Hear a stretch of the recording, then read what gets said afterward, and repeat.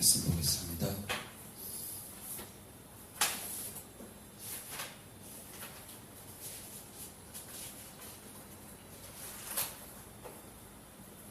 네, 마태복음 16장 24절이요. 마태복음 16장 24절.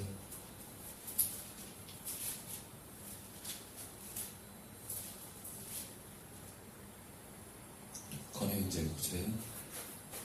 예수께서 제자들에게 이르시되 아무든지 나를 따르거든 자기를 부인하고 자기 십자가를 지고 나를 따를 것이니라. 네, 아무든지 나를 따라오려거든 제자들에게 하는 말씀이에요. 지금 제자들 앞에서, 그러니까 제자들이니까 이미 주 안에 거한 자들이죠, 그렇죠? 주님을 따르는 자들입니다. 주님을 따르는 자들인데, 주님을 사랑한다 그러고 주님을 따르는 자들에게 지금 그들 앞에서 진정한 믿음이 뭐냐, 천국 가는 백성이 누구냐, 이거를 지금 얘기하는 거예요. 나를 따라오려거든. 어디요? 아버지가 계시는 하늘나라예요. 예, 하늘 입성을 하고자 하면 결국은 그 얘기예요. 많은 사람들이 그러잖아요. 나팔사 목사님, 어떻게 해야 휴거 받습니까? 어떻게 해야 휴거됩니까? 어떻게 해야 구원받습니까? 아니, 구원받는 건 십자가지만 휴거는 어때요? 휴거는 사람들이 휴거를 자꾸 다른 걸 생각하는데, 여기 보면은 마태복음 16장 24절에 휴거의 조건이 나와 있습니다. 구원은 뭘로 받아요? 십자가의 은혜로. 주님 오시는 그날 공중으로 끌어올리는 자들, 누구예요? 신부죠, 신부. 신부는 누가 되는 거예요? 자기를 부인하고 자기 십자가를 지고 쫓는 자들입니다. 자기를 부인하고. 자기 부인은 뭐예요? 자기 부인. 자기를 부인한다. 자기 생각, 자기 철학, 자기 주관, 자기가 자라온 환경, 그런 모든 것들을 버리는 거예요. 그러니까 내 생각을 버리고, 그러면 우리 안에 들어있는 생각 가운데 가장 강한 생각이 뭐예요? 육의 생각이에요. 정욕적인 거죠. 그러니까 여기서 자기를 부인하는 것은 쉽게 말하면 육을 부인하는 겁니다. 육체의 정욕을 부인하는 거예요. 그리고 자기 십자가를 지고 나를 쫓으래요. 자기 십자가는 뭐예요?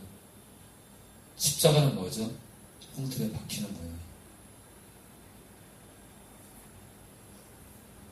형틀에 박히는 거.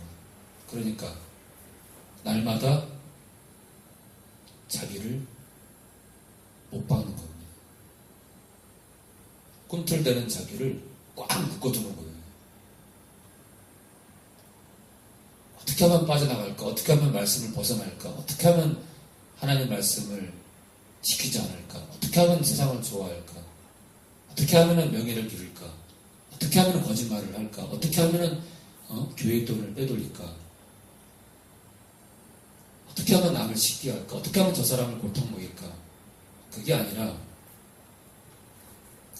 십자가에 자기를 매다는 겁니다. 그러니까 날마다 자기를 죽이는 거예요. 날마다 자기를 죽이는 거예요. 왜요? 우리를 죽이지 못하면 못 가니까. 그런데요, 로마서 8장 1절로 가볼까요? 로마서 8장 1절이요. 로마서 8장 1절로 가면요, 지금 주님께서 하신 말씀과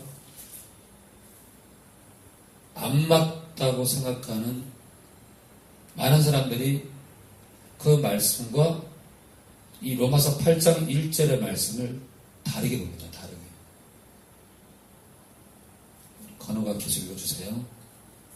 그러므로 이제 그리스도 예수 안에 있는 자에게는 결코 정죄함이 없나니. 이제 예수를 믿는 자들에게는 정죄함이 없대요. 무슨 얘기죠?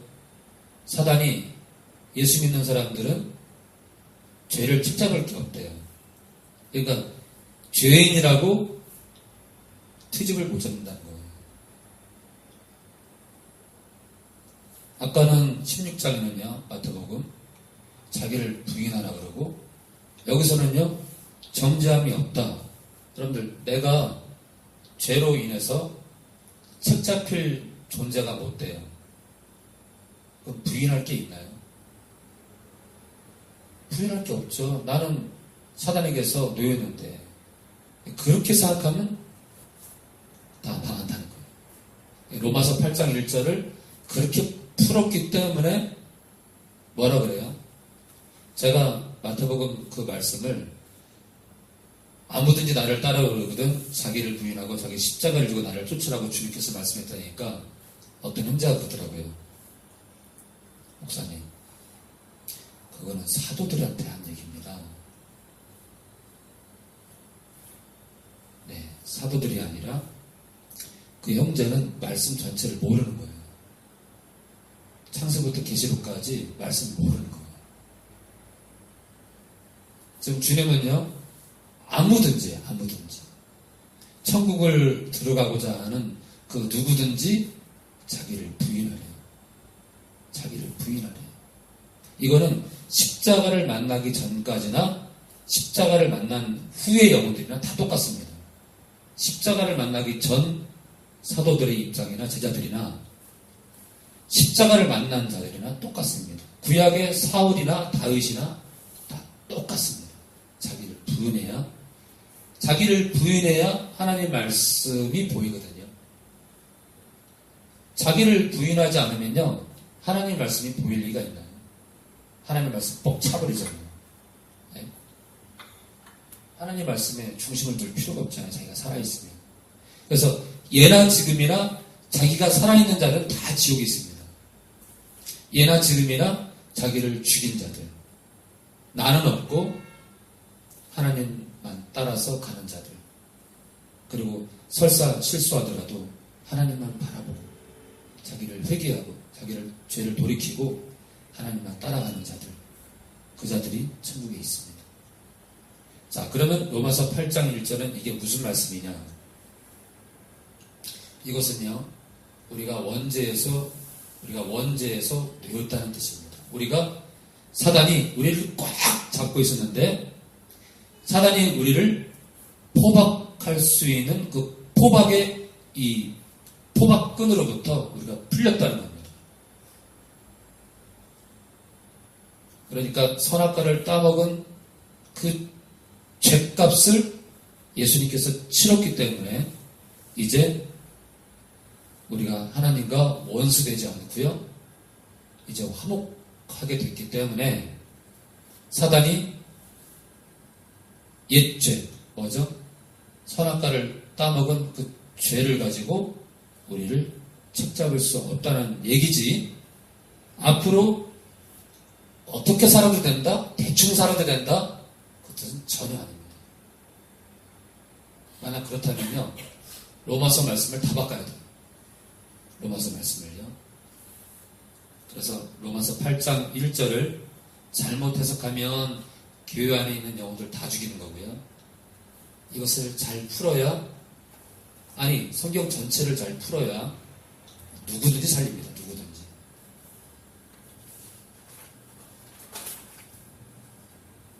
히브리서 12장 14절 볼까요? 히브리서 12장 14절.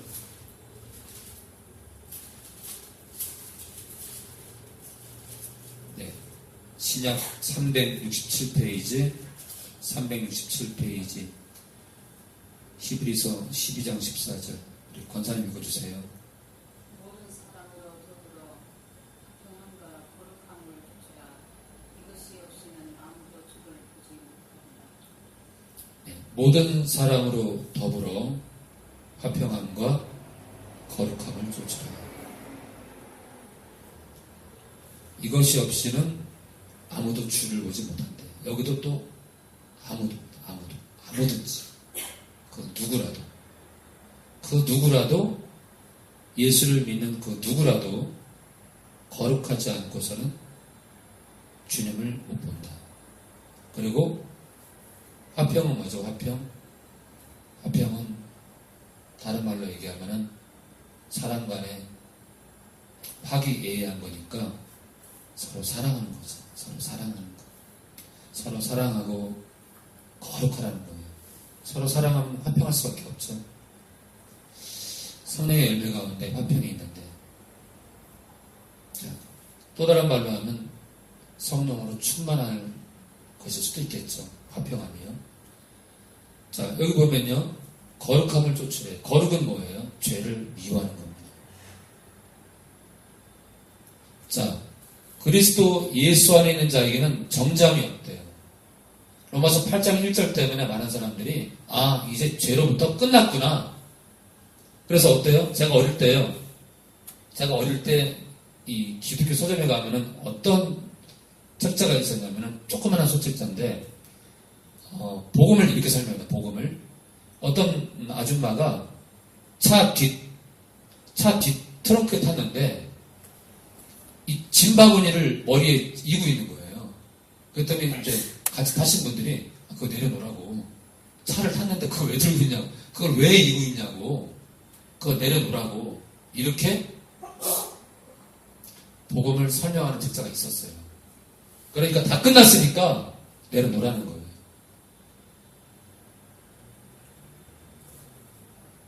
정말 여러분들 다 끝났습니까? 제가 보기에는 예수 믿은 뒤로는 더 치열한 전쟁이 시작되는데, 우리 박보영 목사님 봐봐요. 언제더라? 어저께 김태호 목사님 가게에 가가지고 컴퓨터를 딱 봤는데 박보영 목사님은 설교를 하고 계시더라고요. 그걸 켜놓으시고. 보는데 막 박보영 목사님이 얼마나 막 야단을 치는지 모릅니다.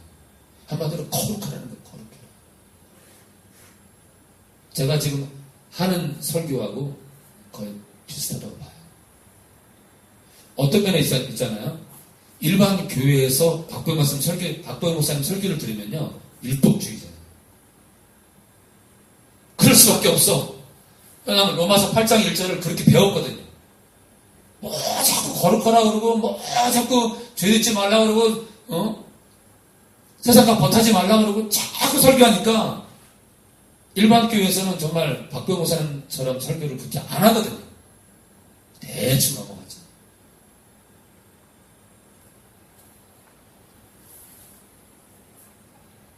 근데 히브리서에 뭐라 그래요? 거룩하지 않으면 천국을 못 들어간대요. 그럼 정죄함이 없다는 뜻이 조금 윤곽이 드러나죠? 정죄함이 없다. 자, 예수를 믿으면 주님 안에 거하는 사람들에게는 정죄함이 없다. 아무도 그가 죄인이라고 말할 수 없다. 이거를 잘못 오해하면 지금부터 우리가 어떤 환경에 처하더라도 나는 지옥 가지 않는구나, 이렇게 생각하는 거예요. 그래서 예수를 믿으면 게임 아웃이에요. 그래서 제가 전철안이나 길거리에서 제가 외치는 것을 외치게 되면 많은 사람들이 이상하게 봐요. 아니, 교회 다니면 구원받는 거지, 저 사람 무슨 얘기를 하는 거야? 이러는 사람들이 많아요. 그게 왜 그러냐면 로마서 8장 1절이 참으로 많이 잘못 풀어졌기 때문에 그렇습니다. 우리 로마서로 갈까요? 로마서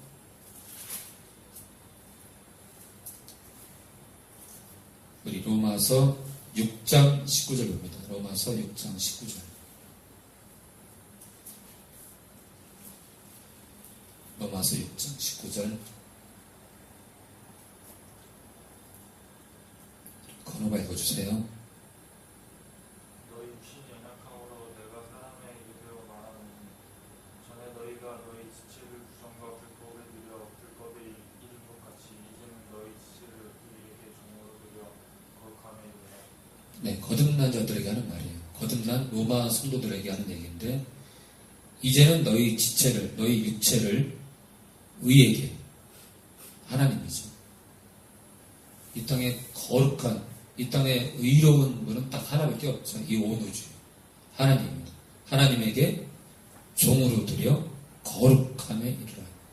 그러니까 이 우리를 의롭게 했다는 것은 첫 번째, 이 원죄로부터 우리를 해방시켰기 때문에 우리를 의롭게 하시는 거예요. 우리는요, 그 죄로부터 벗어났어요. 근데 어때요? 로마서 6장 19절에는요, 거룩함에 이르래요. 거룩함. 그러니까, 우리가 의롭게 됐다는 것은 원죄로부터의 해방이요, 그리고, 주님의 보혈로 인해서 하나님의 자녀된 것을 말해요. 그런데 여기서 말하는 거룩함은요, 여기서 말하는 거룩함은 신분의 변화를 떠나서 이제 신분이 바뀌었기 때문에 너희들의 행위가 그 신분에 걸맞게 거룩을 따라가라는 거예요. 너희가 하나님의 자녀가 됐고 하나님의 자녀가 되기 위해서는 너희가 원죄로부터 벗어나야 됐는데 벗어났기 때문에 하나님의 자녀가 됐으니까 이제는 의롭게 된 하나님의 자녀로서 이제는 거룩한 삶을 살라는 거예요. 안 살면요? 안 살면 히브리서 12장처럼 주를 보지 못해요. 그러니까 로마서 8장 1절을 잘못 해석하면 히브리서 12장도 잘못 해석하게 되어 있고요. 아니, 히브리서 12장 14절을요, 설교를 안 하죠. 로마서 8장 1절을 잘못 해석하는 사람들은 히브리서 12장 말씀을 설교 안 합니다. 그런 것들은 샥샥샥 피해갑니다. 왜요? 한 번 구원은 영원한 구원이어야 되거든. 그 주를 보지 못한다니까. 그런 말들은 빼야죠. 그래서 그런 설교는 잘 안 합니다. 왜요? 성도들한테 탁 잡힐까봐. 질문 공사가 이어질 거 아니에요? 왜 거기는 그런 말씀이 있냐고? 그게 그 설교가 아니지 않냐고. 자, 계속 볼까요?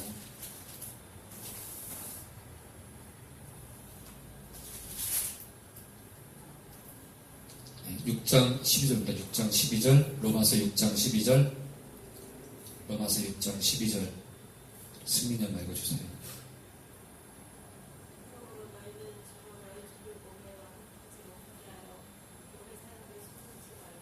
네, 거듭난 자들에게 계속 하는 얘기예요. 거듭난 너희는 죄로 너희 죽을 몸에 왕노릇하지 못하게 하여 몸의 사욕을 순종치 말고. 너희 죽을 몸에 죄가 왕노릇하지 못하게 하냐. 아니, 어차피 죽을 몸인데 죄가 육체를 사로잡는 분들, 그게 왜 중요할까요? 중요합니다. 왜냐면요, 사람이 죄를 범하는 건 육을 들어서 합니다. 그런데 여파는 어떻게 됩니까? 여파는 잡아요. 하와와 아담이 선악과를 따먹습니다. 뭘로 먹어요? 육을 들어서 그걸 먹습니다. 그렇죠? 혀로 맛을 보고 이빨로 아삭 그러고 씹어서 먹습니다. 뭘로 먹어요? 육으로 먹어요. 그런데 여파는 어때요? 여파는 영원히 멸망합니다. 육체가 죄악 가운데 들어간 것 뿐인데 영원히 멸망합니다. 자, 그래서 너희 죽을 몸에 왕노릇하지 못하게 하라는 이유가 거듭난 너희 육을 들어서 아담의 죄악을 또다시 범했다가는 너희가 멸망하기 때문에 죽을 몸이라도 죄 가운데 거하지 말라는 거예요. 우리는 때가 되면 죽잖아요. 거듭난 우리도. 또 어느 때가 되면 불갑을 썩을 것이 썩지 않을 육체를 입겠지만, 그렇죠? 제가 말하는 건 그건 아니고요. 자, 우리 8장 2절 볼까요? 로마서 8장 2절. 자, 그러면 로마서 8장 1절이 이해가 됐다면 그러면 죄가 육체에 왕노릇하지 못하게 하는 방법을 어떻게 알 것인가? 거듭난 우리가 어떻게 죄가 우리 몸에 왕노릇하지 않도록 할 수 있는가?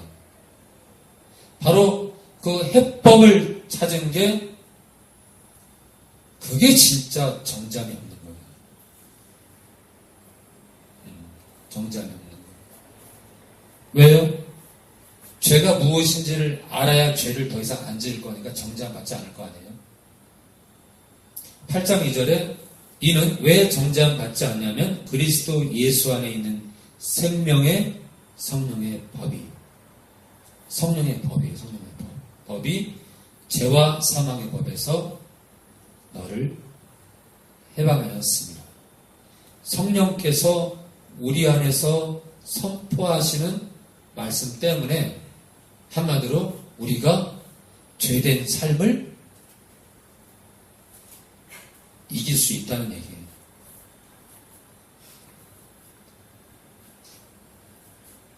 자, 성령의 법이 육체를 가지고 우리를 계속 우리를 시험케 하고 우리를 넘어뜨리려고 하는 사단의 계략에서 우리를 해방했다는 겁니다. 곧 성령이 우리 안에 들어오셔야지만이 우리는 사단과의 진짜 전쟁을 할 수 있는 거고 성령이 우리 안에 들어오셔야 진정한 하나님의 인도함을 받을 수 있고요. 죄를 알 수 있고요. 죄의 실체를 깨닫게 되고 우리가 죄 가운데 살게 되면 죽는다는 것을 알게 됩니다. 그러한 모든 것들을 성령께서 내 안에 들어오셔서 우리 마음판에 당신의 법을 씁니다. 법을. 곧 예수님의 편지죠. 그리스도의 편지. 우리 마음판에 하나님께서 편지를 쓰기 시작합니다. 우리 마음판에. 왜냐면요. 글로 된 우리 돌판에다가 율법을 줘도 못 알아들어. 돌판에 새겨서 줘도 못 알아들었기 때문에 우리 마음판에 당신께서 새깁니다. 너희는 나의 백성이라. 내 말씀에 순종하라. 거룩하라. 쓰기 시작합니다. 그게 성령의 법이에요. 율법이 아니고 성령의 법입니다. 그러니까 곧 다른 말로 하면요. 하나님이 우리 안에 들어오셔야 우리는 하나님이 창조한 백성답게 살 수 있어요. 하나님이 우리 안에 들어오셔야 가능합니다.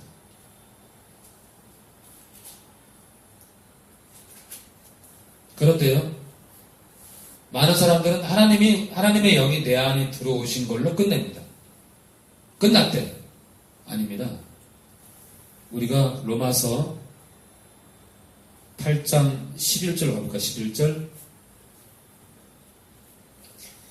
8장 11절 로마서 예수를 죽은 자 가운데 살리신 이의 영이 성령님이 너희 안에 거듭난 너희 안에 거하시면 그리스도 예수를 죽은 자 가운데서 살리신 이가 성부께서 너희 안에 거하시는 그의 영 성령으로 말미암아 너희 죽을 몸도 살리시리라. 우리 죽을 몸도 살린대요.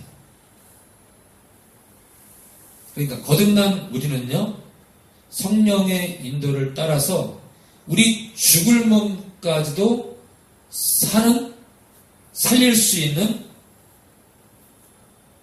그 지점까지 걸어가는 게 신앙의 여정입니다. 우리 죽을 몸도 사는 그 희망을 가지고 주님 말씀을 따라가는 게 사실은 이게 최종적인 구원입니다. 우리 육까지도 죽을 우리 육까지도요. 거듭난 우리가 죽을 육체까지도 온전한 구원의 자리에 영과 혼과 육이 구원의 자리에 함께 동참하는 게 그게 불갑을 썩을 것이 썩지 않는 것을 입는 그날이 영과 혼과 육이 참으로 변화되는 날이요. 그날이 바로 온전한 신부를 택하는 바로 그 자리입니다. 그러니까 우리가 구원에 이르렀다고 해서 자만하거나 자긍하거나 나를 내세운다거나 말씀을 떠난다면 그 마지막 우리 육체의 부활까지도 동참하는 주님이 신부를 택하시는 그 시점에는 만약 우리가 십자가의 보혈로 구원에 우리의 영이 의롭게 되고 구원받았음에도 불구하고 육체의 구원을 이루지 못한다면 그것은 끝나는 겁니다. 그래서 참으로 이 구원의 길이 어떤 면에서는 제가 이제 오늘 이렇게 얘기하면 야 이거 뭐야 지금 육체까지 변화를 받아야 온전한 구원이면 그럼 십자가의 구원으로 우리 영이 산 것은 뭐야 이거 뭐 1단계 구원이야? 이렇게도 생각할 수 있겠죠. 근데 하여튼 성결교나 감례교나 침례교나 장로교나 구원의 단계가 너무 복잡해서 근데 저는 있잖아요. 이것이 다른 뜻이 아니에요. 이게 뭐냐면 거듭난 우리가 하나님 말씀대로 끝까지 걸어가는 게 최종적 구원이에요. 근데 이것은 구원을 받기 위한 길이 아니라 구원받았기 때문에 하나님 말씀대로 걸어가는 좁은 길이에요. 그런데 그 좁은 길을 가면 마지막 구원의 티켓인 육체가 일어나는 그 티켓까지 받는 겁니다. 그러니까 그것은 또 다른 구원이 아니라 우리가 거듭난 우리가 하나님 말씀대로 살면 그것은 육체의 구원은 자동입니다. 자동. 그래서 다른 어떤 짐을 부과하는 것이 아니라 그것이 사실은 참 구원의 여정이에요. 뭔가를 또 얻는 게 아니라. 자, 그런데요, 너희 죽을 몸도 살리시는데 12절. 그러므로 형제들아, 우리가 예수님께 빚진 자로 돼, 아버지께 빚진 자로 돼, 육신에게 져서 우리가 죽을 몸도 살리시는 성령을 따라서 좋은 길을 가야 되는데 우리가 사단에게 속아서 육신에게 져서 육신의 정욕에 이끌려서 육신대로 살 게 아니라는 거예요. 누가요? 우리가요. 거듭난 우리가요. 13절. 자, 너희가 여기서 말하는 너희는 누구예요? 우리의 전 인격이에요. 우리의 영과 혼과 육입니다. 전 인격체인 너희가 육신대로, 육신의 정욕대로 살면 반드시 죽는다. 뭐가 죽어요? 주어인 너희가 죽는 거예요. 그죠? 육체가 죽는 게 아니에요. 너희가 죽는 거예요. 너희가 이렇게 살면 죽어. 누가 죽는 거예요? 전 인격체인 우리가 죽는 거예요. 그러면 그렇게 안 되고 싶으면 어떻게 하라고요? 영으로서. 원에는요, 성령으로서 몸의 행실을 죽이면 산대요. 그러니까 우리가 끝까지 살기 위해서는 우리가 끝까지 거듭난 자로서 그리고 마지막에 육체의 부활까지 보너스를 받기 위해서는 어떻게 된다고요? 성령이 너희 안에 들어가서 너희 영이 산 것처럼 이 좁은 길을 가기 위해서는 성령을 따라서 걸어가라는 거예요. 그러니까 보세요. 거듭난 우리가 육신에게 지잖아요? 육신에게 지면 육신대로 살잖아요? 거듭난 우리 영도 망하고요. 우리가 거듭난 우리가 육신의 정욕대로 살지 않고 성령을 따르잖아요? 그럼 죽을 몸까지도 변화를 입고 천국으로 들어갑니다. 그러니까 거듭난 자들에게 두 가지의 삶이 있어요. 육체를 쫓을 것이냐? 그래서 육체를 쫓음으로 거듭난 영도 망할 것이냐?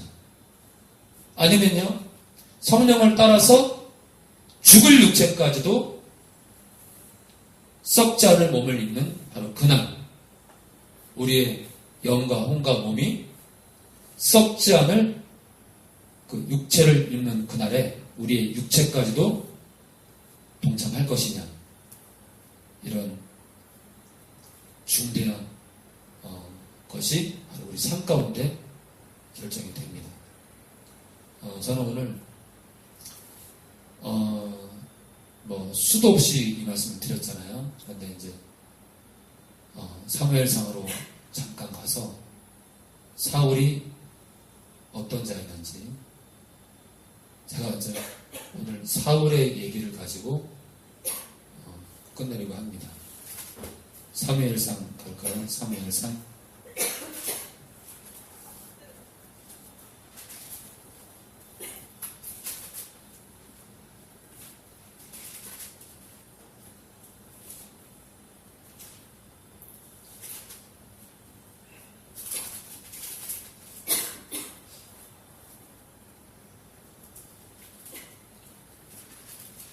자, 우리 사무엘상 8장 7절이요. 사무엘상 8장 7절. 하나님께서 한국교회에 얘기하기를 원하시는 것 같아요. 사무엘상 8장 7절. 이스라엘의 왕이 필요하게, 왕을 하나님이 세운 이유가 나옵니다.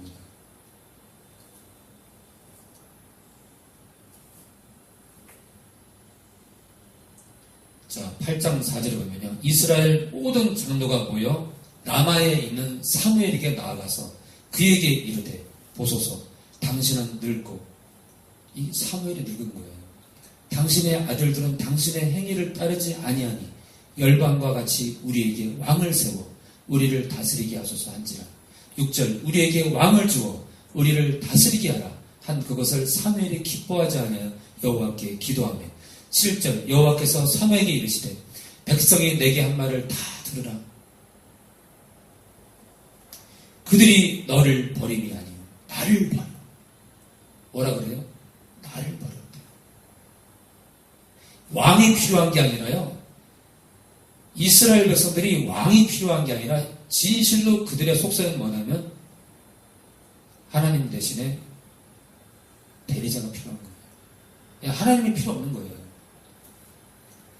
그들이 한마디로 나를 버려 자기들의 왕이 되지 못하게 함이니라. 여호와 하나님을 왕의 자리에 놓지 않고요, 대리자가 필요한 거예요. 대리자. 예수님도 그런 존재로 만들려고 했잖아요. 예수님도 그들의 왕으로, 그렇죠?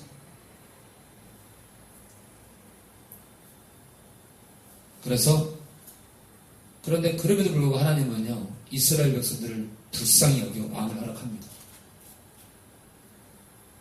9장 3절 볼까요? 9장 3절. 9장 3절. 사무엘상 9장 3절. 사울의 아비 기스가 암나기를 잃고 그 아들 사울에게 이르되, 너는 한 사환을, 한마디로 종이죠, 사환을 데리고 일어나 가서 암나기들을 찾으라 하며, 이 사울의 아버지가 암나기들을 잃어버립니다. 그래서 사울과 한 사환이 이 암나기들을 찾으러 가는 도중에 사무엘을 만납니다. 사무엘. 그리고 사무엘은 이미 이스라엘 백성들이 왕을 요구했기 때문에, 그런데 하나님께서 한 왕을 예비하죠. 그가 사울이에요. 자, 우리 9장 21절 볼까요? 9장 21절. 사무엘상 9장 21절. 우리 권사님 읽어주세요. 사울이 대답하여 그러되, 나는 이스라엘 지파의 가장 작은 지파 베냐민 사람이 아니오며, 나의 가족은 베냐민 지파 모든 가족 중에 가장 미약하지 아니하니 감히 하나이까. 당신이 어찌하여 내게 이같이 말씀하시나이까. 네. 19절에 보면요, 사무엘이 사울에게 대답하여 가로되, 내가 상견다니라. 너는 내 앞서 산당으로 올라가라.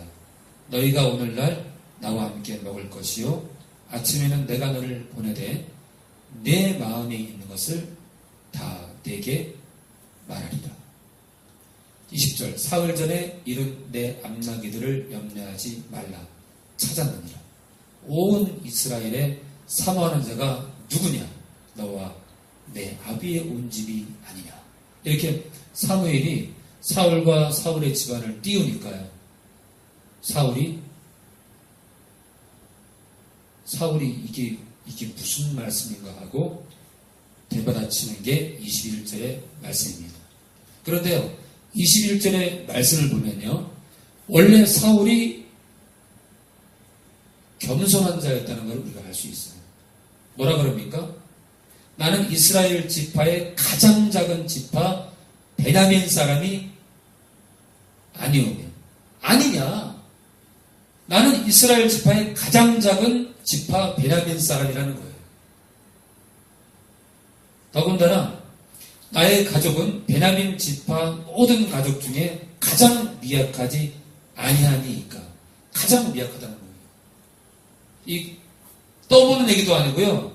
사울이 아버지의 암나기들을 찾으러 왔다가 사무엘을 만나가지고 사무엘이 귀하게 대하니까 솔직하게 얘기를 하는 거예요.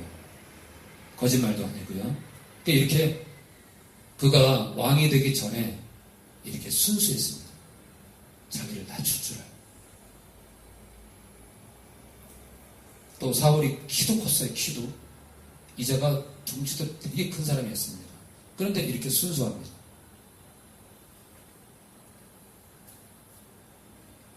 자, 10장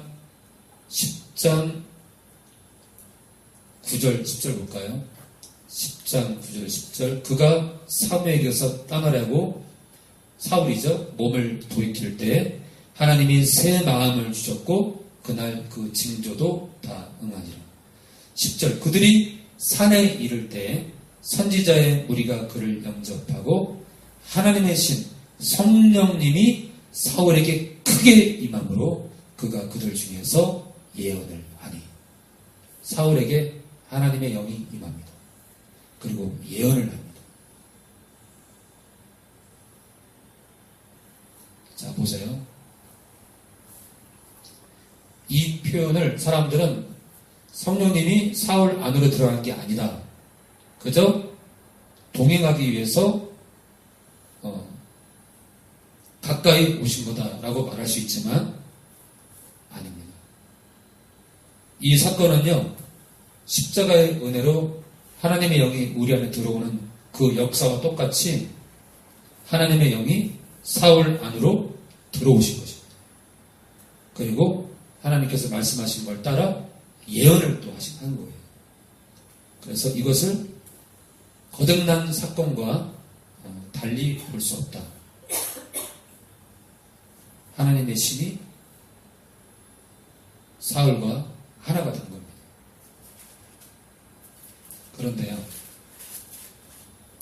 그런데 이가 하나님 말씀을 어김으로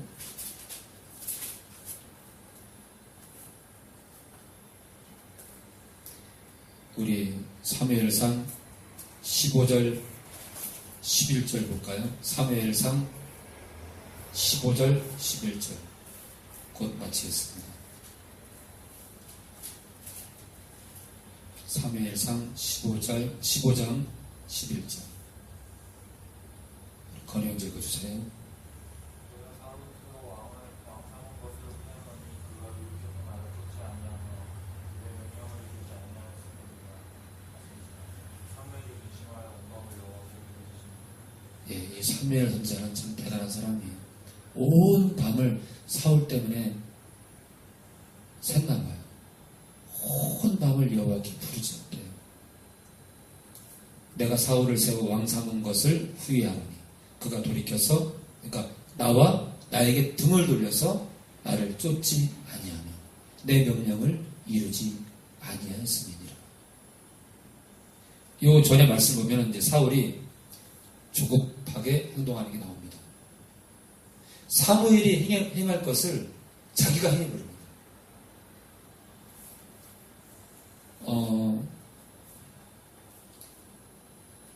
그 사건 이후로 이제 사울이 영적으로 흐려지는데요. 23절에 보면요. 사무엘상 15장 23절에 이는 거역하는 것은 사술의 죄와 같고 점괘를 통해서 이 미래를 아는 걸 말하죠. 사술이요. 한마디로 무당한테 가서 점을 치는 걸 말해요. 이 순종이 제사보다 낫고 듣는 것이 수양의 기름보다 낫다는 것을 다시 한번 풀어주는 겁니다. 순종하지 않고 하나님 말씀에 순종하지 않고 제사하는 것이 23절의 것과 같다는 거예요. 사술의 죄와 같고 사람의 마음이 완고한 것은 사실은 뭐예요? 무가치야, 죽음, 쓸모없는 우상에게 전하는 죄와 같음이라. 사람의 마음이 하나님께 굳어 있고 사람의 마음이 하나님의 마음을 거역하는 것, 하나님의 마음과 거꾸로 가는 것은 바로 무당한테 가서 점을 치는 거랑 같다는 거예요. 왕이 여호와의 말씀을 버렸으므로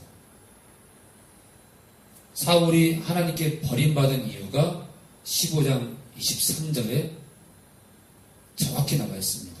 하나님 말씀을 버렸대요.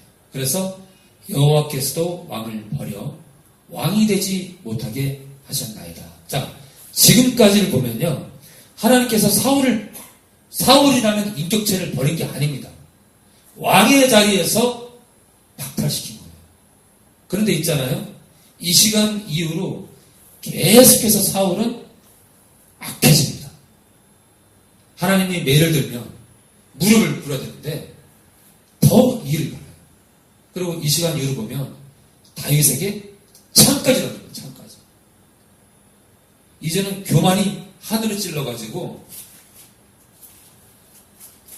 심지어 있잖아요. 15장 35절에 보면 사무엘이 죽는 날까지 사울을 다시 가서 보지 아니하였으니 이는 그가 사울을 위하여 슬픔이었고 여호와께서는 사울로 이스라엘 왕 삼으신 것을 후회하셨더라.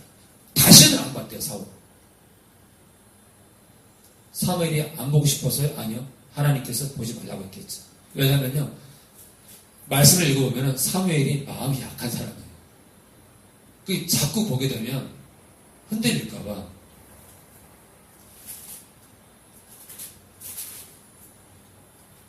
우리 18장 10절 사무엘상 18장 10절을 볼까요? 다윗에게 창을 던지는 사건입니다. 그 이튿날 하나님의 부리신 악신이 사울에게 힘있게 내림에 급하고 강한 바람처럼 그 말씀이 갑자기 생각이 나네요. 이 귀신들도 아주 급하게 힘있게 내리네요. 그가 집 가운데서 야려하는 그 다윗이 평일과 같이 손으로 수금을 타는데 때에 사울의 손에 창이 있는지라. 그가 쉬고 있는데 다윗이 수금을 탑니다. 11절 그가 스스로 이르기를 내가 다윗을 벽에 박으리라 하고 그 창을 던졌으나 다윗이 그 앞에서 2번 피하였더라. 이게 있잖아요. 처음에는 왕의 자리만 벗어나도록 했는데 계속해서 하나님을 등지고요. 하나님을 거역하고 하나님께 마음이 완고해지니까요. 끝내는 다윗을 죽이려고 합니다. 자, 사무엘상 31장 9절 보고 마치겠습니다. 31장 9절. 끝내 사울이 어떻게 되느냐? 31장 9절이요. 우리 건우형제 읽어줘요. 사울의 머리를 베고 그 가죽을 묶이고 자기들의 신당과 백성에게 전파하기 위하여 그것을 블레셋 사람의 땅 사방에 보내고. 자, 31장 1절. 블레셋 사람이 이스라엘을 침해 이스라엘 사람들이 블레셋 사람 앞에서 도망하여 길보아 산에서 엎드러져 죽으니라. 2절 블레셋 사람들이 사울과 그 아들들을 쫓아 미쳐서 사울의 아들 요나단과 아비나답과 말기수아를 죽이니라. 참, 이게 전쟁터에서요 아들이 다 죽어요. 여러분들 이유가 뭐 같아요? 이유가 뭐예요? 하나님께 마음이 완고해서 하나님의 말씀을 어렵기 때문에. 근데 누구예요? 사울이 누구예요? 하나님의 영의 이만자입니다. 3절 사울이 패전함에 활 쏘는 자가 따라 미치니 사울이 그 활 쏘는 자를 인하여 중상한지라 심하게 다친 거예요. 4절 그가 병기든 자에게 이르되 내 칼을 빼어 나를 찌르라 한량는 자들이 와서 나를 찌르고 모욕할까 두려워하노라 하나 병기든 자가 심히 두려워하여 즐겨 행치 아니하는지라. 이에 사울이 자기 칼을 취하고 그 위에 엎드러지고.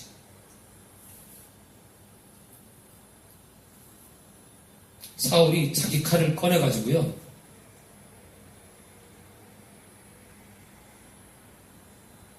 자기를 엎드러뜨립니다.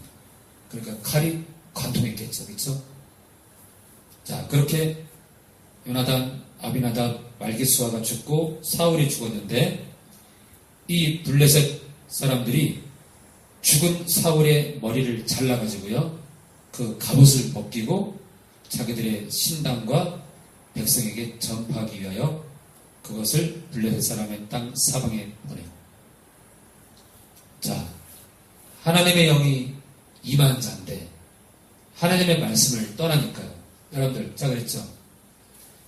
성령과 말씀을 따로 구분하지 않아요. 그러니까 사울이 하나님의 말씀을 버린 건 누굴 버린 거예요? 하나님의 성령을 거역한 거고 하나님의 성령께 대적한 거고 하나님의 성령께 완고한 거예요. 결과는 뭡니까? 자신의 죽음이요 자기들 자녀까지 죽습니다. 자, 로마서 8장 13절을 보면요 너희가 사울처럼 유다처럼 육신대로 살면 신조 있잖아요.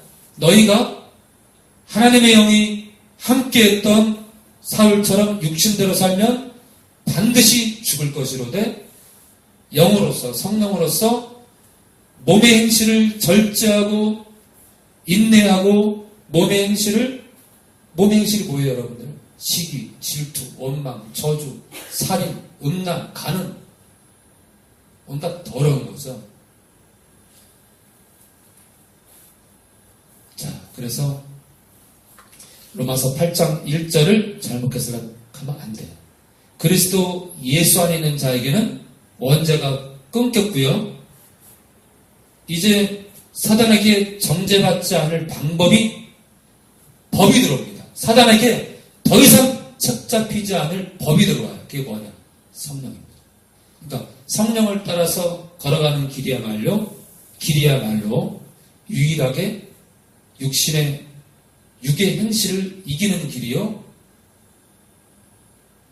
죽을 육체까지도 썩지 않을 몸을 입는 그 현장에 동참하는 기회를 잡는 것이요. 성령을 쫓는 길이야말로 이 땅 사는 모든 그리스도인들이 따라갈 길. 자, 기도합니다. 주님 감사합니다. 주님 감사합니다. 육신대로 살면 우리도 죽고 육신대로 살면 거듭난 자들도 죽고 육신대로 살면 사울처럼 죽고 지금까지 무수한 자들이 죽은 그 상황으로 우리가 몰릴 것입니다. 주님, 육신대로 살지 말게 하시고 성령을 따라서 성령을 쫓아서 끝까지 이 조국이 가게 하시고 성령의 찌름과 쪼갰 속에서 우리의 양심이 살아나서 하늘을 향하게 하시고 새 생명 가운데서 살아 꿈틀거릴 수 있도록 주님 붙잡아 주시옵소서.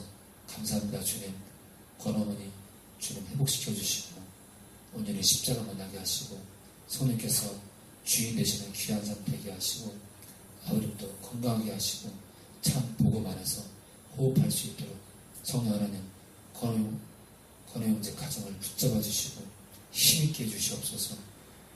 영과 육 모두가 건강할 수 있도록 온 가족을 붙들어 주시고 또한 여동생의 믿음도 기도합니다. 주님, 여동생도 주님을 미치도록 사랑할 수 있도록 저 가정을 깨워주시옵소서. 특별히 우리 권사님 임소희 우리 여동생, 또 임정목 우리 오빠, 또 오빠들, 동생들 주님 붙들어 주시고 또 친인척들, 특별히 아들내외 사회내가 또 외손주들이 잘 성장할 수 있도록 오직 십자가를 자랑하고 하나님의 말씀에 붙들린 모든 가정 될 수 있도록 주님 붙들어 주시옵소서. 감사하고 예수님의 이름으로 기도합니다.